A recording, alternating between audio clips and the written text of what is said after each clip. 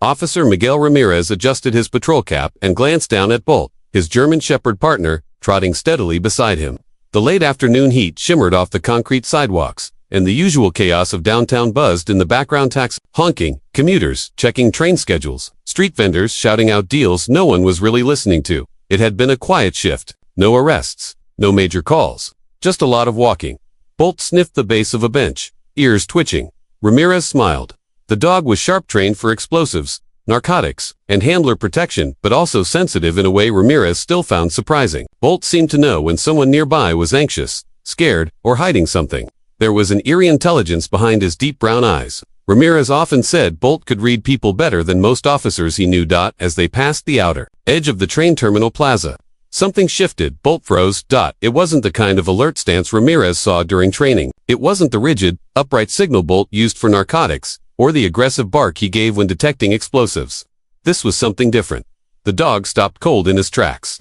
One paw suspended mid-step, nose flared, tail low, eyes locked on something just ahead. Ramirez followed the line of sight. There, tucked between a cement trash bin and the back corner of a public bench, was a suitcase, old, worn, navy blue, with a missing handle and no visible tags. Hundreds of people had likely passed it that day without a second glance. It could have belonged to a tourist who wandered off, or it could have been planted. In today's world, Ramirez didn't take chances. He tugged lightly on Bolt's leash. "Come on, boy," he said quietly. Bolt didn't budge. The dog's body was tense. Still no growl, no bark, just complete stillness. That was enough for Ramirez.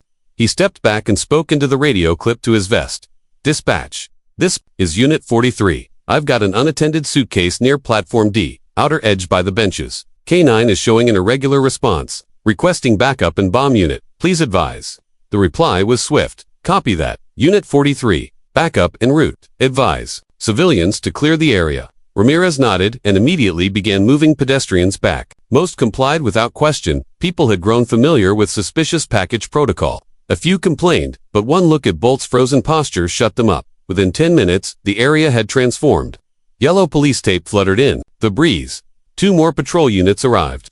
One officer guided foot traffic away from the cordon, while another began reviewing nearby security camera footage. Bolt hadn't moved a muscle. Ramirez crouched down next to him, gently resting a hand on the dog's neck. "You all right, buddy?" he whispered. Bolt didn't answer, of course, but his focus never shifted. His breathing was steady, eyes glued to the suitcase that hadn't made a sound, hadn't moved, hadn't drawn attention. Until now, Ramirez had seen Bolt alert on drugs stashed in car trunks, smelled danger behind closed doors, even tracked down a missing child through 3 city blocks. But this silence was new. It unnerved him more than any loud siren or sudden chase ever had. Something was wrong. Ramirez could feel it now too. The suitcase wasn't dangerous in the obvious sense. There were no wires poking out, no strange ticking, no chemical odors.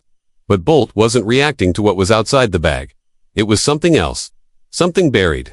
Something forgotten. A bomb squad unit was already en route. But Ramirez couldn't shake the growing sense that they weren't about to disarm a weapon. They were about to unearth a story. The suitcase hadn't moved. Not an inch. It sat there like it had always belonged, blending into the worn concrete and forgotten corners of the station plaza. Commuters had walked past it all day, some even sitting right next to it, never thinking twice. But Bolt had noticed, and that meant something. Officer Ramirez kept one hand on Bolt's collar while scanning the suitcase again.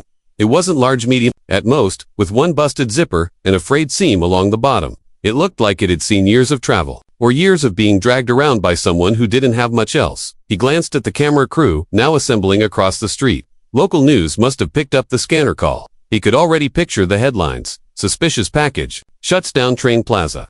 But what they didn't know was how strange this one felt, how still everything had gone. The moment Bolt froze. "Bomb squad's 3 minutes out," said Officer Lynn, walking up beside him with a clipboard. She glanced down at Bolt, still locked. Ramirez nodded. "Hasn't moved a muscle." Lynn crouched slightly, tilting her head toward the suitcase. "It doesn't look like much." "That's the problem," Ramirez replied. "The ones that don't look like much, they're the ones that sneak up on you." The station intercom crackled overhead with a generic announcement about train delays and platform changes, clearly a cover to keep the public calm. Uniformed officers moved through the plaza, keeping curious onlookers at bay while quietly expanding the perimeter. Someone from the city's emergency management. The department had arrived and was already on the phone with transit authorities. In the middle of it all, the suitcase remained perfectly still. One of the bomb squad techs arrived, heavy vest, helmet, thick gloves, and a thick Irish accent. "So, This the bag causing all the drama? He asked, already crouching near it, scanning with a portable device. Dog won't leave it, Ramirez said, stepping aside to give him room. But he's not showing explosive reaction. No aggression, just ... stillness. The tech gave Bolt a second look. Smart animal, seen dogs like that before. They don't bark when they're afraid. They freeze. Ramirez didn't like the sound of that. Bolt shifted slightly, letting out the smallest of whines. You see that? Ramirez said quickly. He hasn't done that since we stopped. First sound he's made. Something's in there, the tech muttered, watching the scanner. What kind of something? But the tech didn't answer. He was too focused now, waving the scanner back and forth like a slow pendulum. Then he sat up, eyes narrowing. No heat signature. No signal interference. No triggering electronics. Whatever's in there, it's not explosive. Ramirez felt a mix of relief and confusion. So, what is it? The tech took a step back and shook his head. I don't know. But if this dog's reacting like that, you better believe there's something important inside. They decided to move forward with a remote open. It was standard procedure secure. The bag with a robot-assisted arm and unlatch it from a safe distance. Ramirez took Bolt back a few yards, but kept him facing the scene. The dog didn't bark, didn't growl. Just watched out the robot wheeled in, with mechanical precision, its clamp extended. It grabbed the zipper and slowly dragged it open. Silence. The top of the suitcase folded back. Everyone leaned forward. No explosion. No flash. No smoke. Just fabric. A jacket, some folded papers, and something wrapped tightly in an old towel, maybe a box. Maybe a bundle. Ramirez heard one of the officers mutter. That's it. Bolt's ears twitched. The robot nudged the contents gently apart. A photo slipped out of the folded towel and landed face up on the pavement. Ramirez stepped forward slowly and picked it up with a gloved hand. It was a black and white picture. A classroom, mid-1970s. A man standing at the chalkboard, smiling. Children in neat rows, faces frozen in time. Bolt gave a soft whimper. Something inside that suitcase had waited a long time to be found, and it was only just beginning. The photo in Ramirez's gloved hand trembled slightly in the breeze. It was old but preserved, likely kept safe inside the folds of that towel for decades.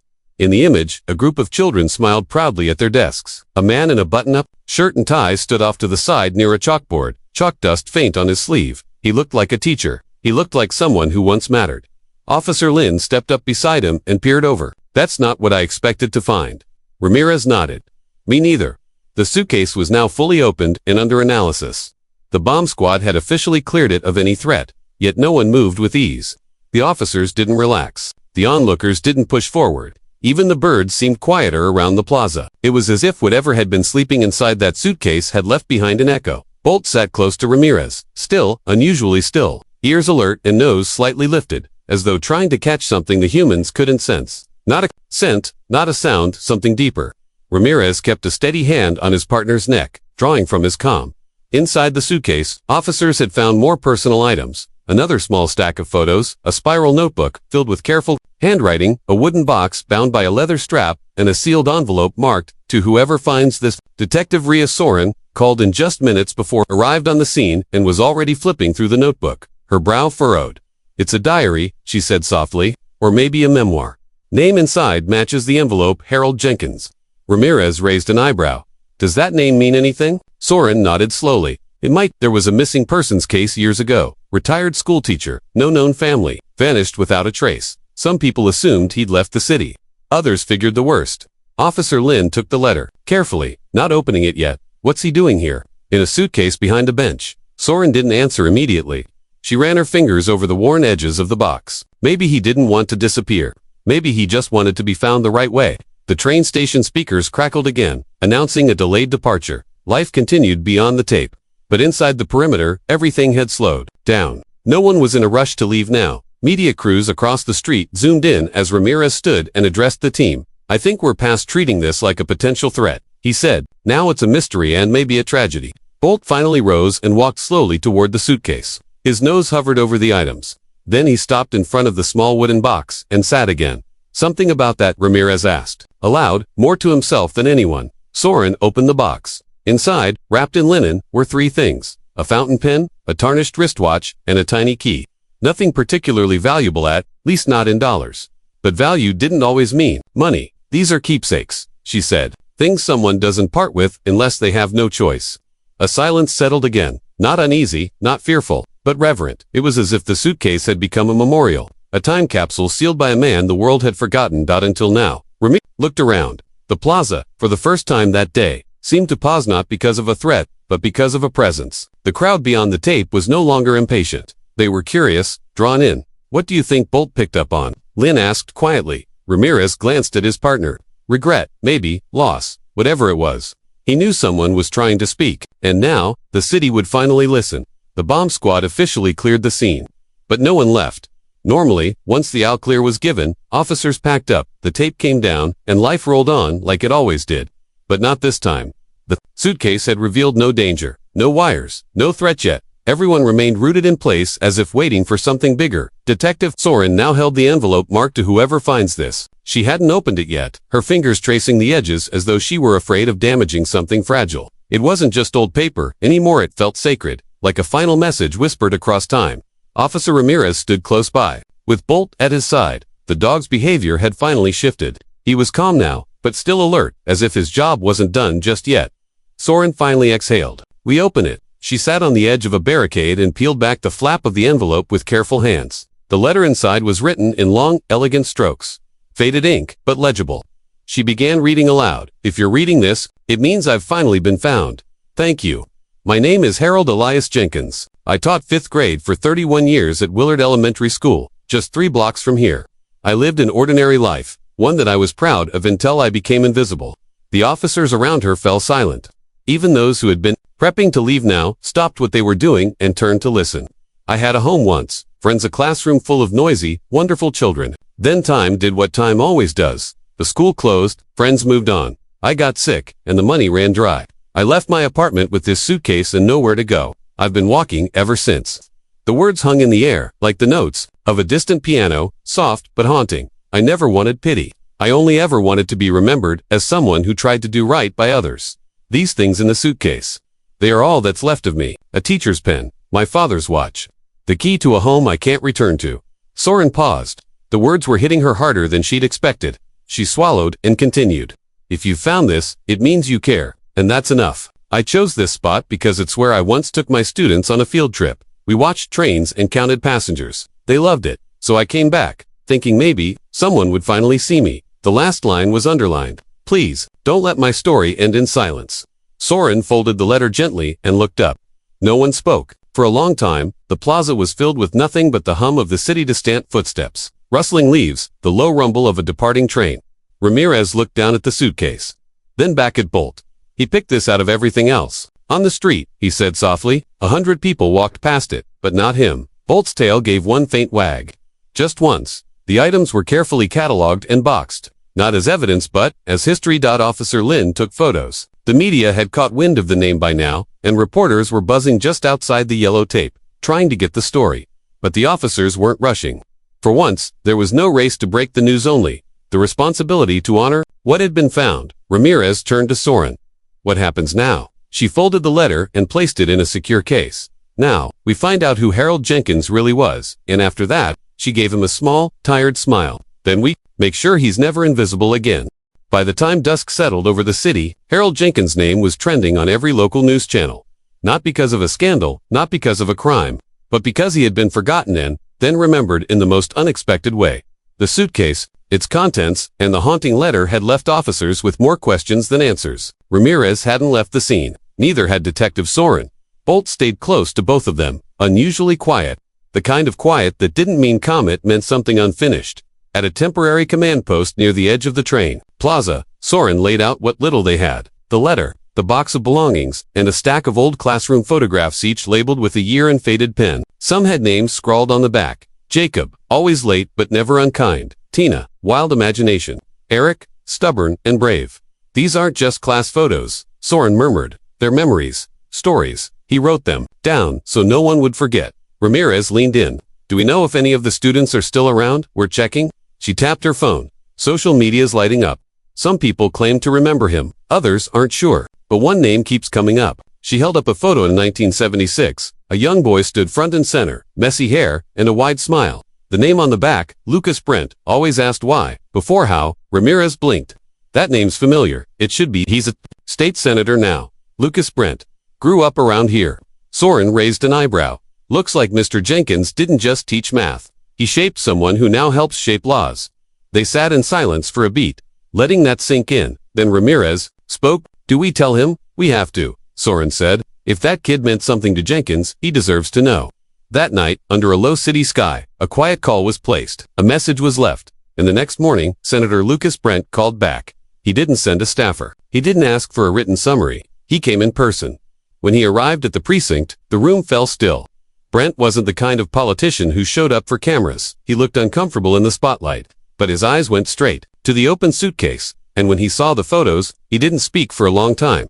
Then he pointed to the class photo from 1976. "That's him," Brent said softly. "That's Mr. Jenkins. You remember him?" Ramirez asked. Brent nodded slowly. "More than I thought I would. He was one of the only adults who didn't talk down to us. He let us argue. He let us dream. He told me once that asking why was more important than knowing how." Soren handed him the letter. He read it twice, once quickly, then again more slowly. By the end, he looked like someone who had been hit by a memory he hadn't prepared for. "This can't be how his story ends," Brent said quietly. Alone, in a train station, Ramirez looked at him. "Then, help us finish it, right?" The suitcase had started as a forgotten object, barely noticed by passing feet. Now it was turning into something bigger. Not just a mystery, but a chance. A second beginning for someone whose ending had gone unwitnessed. Brent straightened up. "I'll speak publicly. About him, about teachers like him. I'll fund a memorial if I have to. But more than that, we find the others. The students, his people. If he spent his life shaping lives, then those lives owe him something now." Bolt, resting nearby, gave a small, sharp bark, his first real sound since the suitcase had opened. Ramirez smiled faintly. "Guess he agrees." And somewhere in the weight of those old papers, old pictures, and worn-out fabric, something shifted. Harold Jenkins' voice was no longer lost.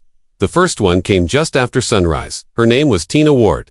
She had seen a photo shared online, a black-and-white class picture from 1975. Her own face smiled from the second row, next to a boy with a lopsided haircut and oversized glasses. She hadn't remembered that moment in decades, but she remembered the man standing at the back of the class. "Mr. Jenkins," she said, standing just outside the precinct. "He taught me to draw. Said my doodles were full of raw vision.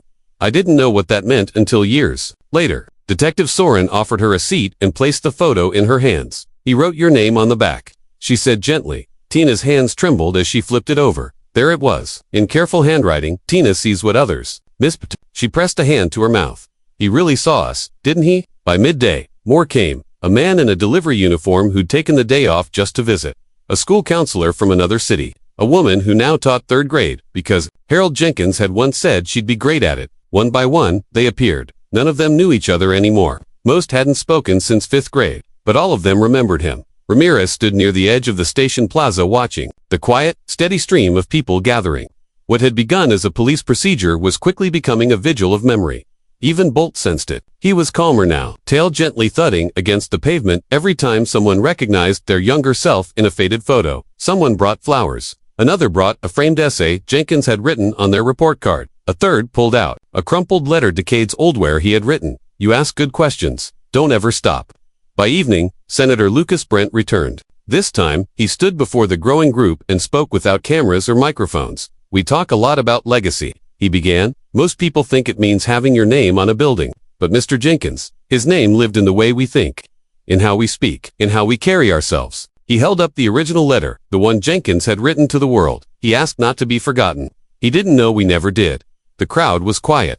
The kind of quiet that carries weight. Inside the precinct, Soren continued sifting through Jenkins' notebook. Every page revealed another glimpse into a man who had lived with less, yet thought with more. Notes about students, random reflections, a list of book titles, a quote from a child. "Mr. Jenkins says, the world gets kinder when we slow down and pay attention." She stopped on a page that simply read, "If I leave something behind, will anyone pick it up?" And now, clearly, they had. As night settled in again, the station plaza looked different. The tape was gone, but people remained sitting, sharing stories, some even laughing softly at forgotten playground memories. Ramirez stood beside Bolt, quietly amazed. "This wasn't an investigation," he said aloud. "It was a reunion." Soren joined him, folding the notebook closed. "No badge can solve loneliness. But maybe we can answer it." He nodded. "We still don't know how he died." "No," she agreed. "But we finally know how he lived."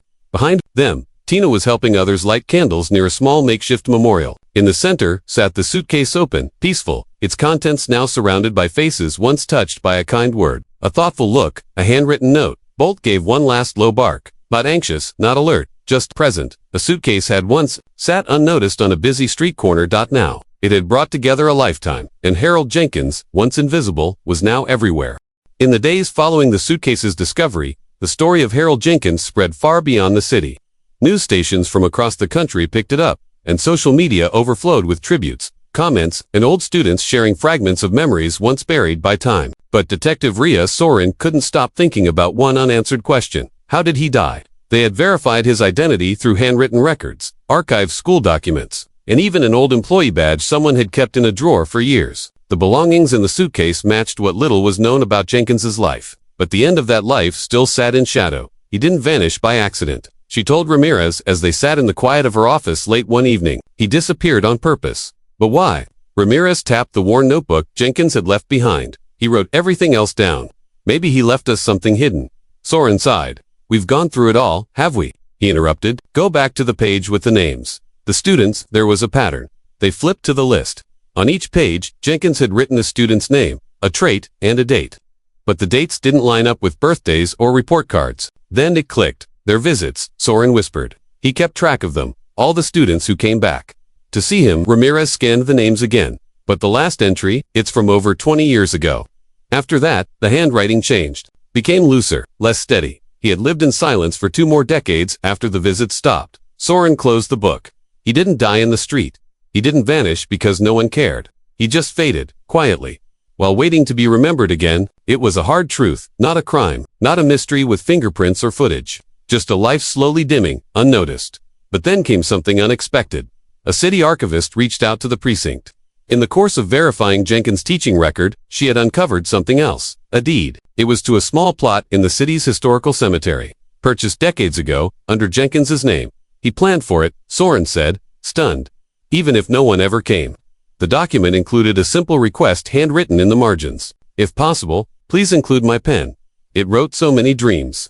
Ramirez smiled faintly. Not many people get to write their own ending. Brent, the senator, stepped forward to fund the arrangements. Former students volunteered to organize a ceremony. One even composed a piece of music to be played during the service. And Bolt, he remained strangely quiet through it all, watching the suitcase as it rested in a place of honor, surrounded by candles, notes, and flowers. When the day came, the city paused. The plaza where the suitcase was found filled again, not with confusion this time, but with people who now knew the name Harold Jenkins. Hundreds gathered. Some brought drawings. Others brought old homework assignments he had graded with gold stars. A few carried nothing at all, but stood in silence, heads bowed, remembering. As the ceremony began, Tina Ward read from Jenkins's letter. Please don't let my story end in silence. She looked out over the crowd, voice steady. You didn't let it. The suitcase was placed beside the casket not as evidence, but as a symbol. Inside was his pen, his watch, the key to a life he had once lived fully and quietly. When the music began, even those who never knew him felt the weight of what he had left behind. A life with no headlines, but with meaning in every small moment. And now, after years of being overlooked, Harold Jenkins was being carried not just to a resting place, but into history. Long after the ceremony ended, and long after the crowd dispersed, the suitcase remained in the precinct's memory room, a place usually reserved for retired badges, folded flags, and faded photographs. But now, Harold Jenkins had a space there too. Not as an officer, not as a suspect, but as someone whose life reminded them all what quiet dignity could look like. Detective Soren found herself standing before the display. Late one evening, the room dim, the city just a distant hum outside the window. The pen lay nestled on soft velvet. Beside his letter, the photo of the 1976 class, and a brass nameplate that read, Harold E. Jenkins, teacher, listener, legacy. She wasn't alone. Officer Ramirez stepped in behind her, Bolt padding quietly at his side. Still here? He asked. Soren nodded. I keep thinking about how many people like him are out there, still waiting, still carrying their stories in silence. Ramirez leaned on the edge of the display case.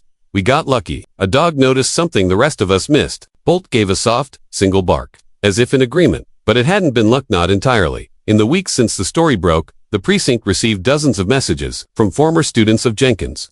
From teachers inspired by his words, from families who had once passed him on the street, unaware that the man with the worn coat had once shaped futures. They weren't writing out of guilt. They were writing out of gratitude. The city council voted to rename the small plaza near the train station where the suitcase had been found. The new plaque would read, Jenkins Square, a place to be seen. There was also something else. A group of Jenkins's former students, led by Tina Ward and Senator Brent, had started a scholarship fund in his name.